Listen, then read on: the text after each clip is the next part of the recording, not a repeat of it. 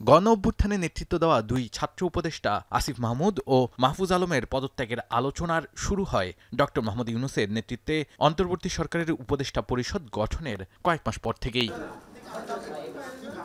বুধবার বিকেলে এই দুই উপদেষ্টার পদত্যাগের পেছনে রাজনৈতিক বিতর্ক ও আসন্ন নির্বাচনে তাদের প্রতিদ্বন্দ্বিতা করার বিষয়টি সবচেয়ে বেশি আলোচিত হয়েছে।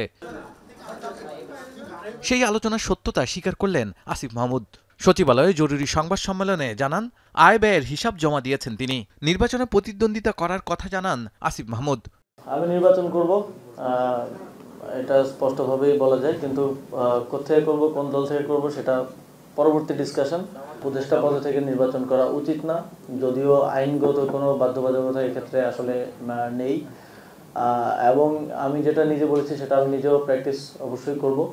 তবে এই বিষয়ে ফার্দার কোনো ইনফরমেশন দেওয়ার সুযোগ আমার নেই। এটা আমাদের মাননীয় প্রধান উপদেষ্টার দপ্তর থেকে আপনাদেরকে জানিয়ে দেওয়া হবে, সেটার জন্য একটু অপেক্ষা করতে হবে।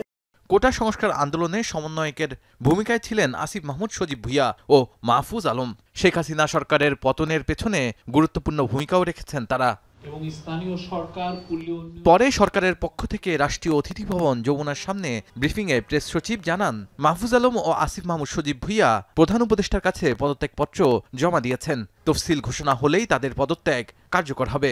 তাদের এই যে পদত্যাগপত্র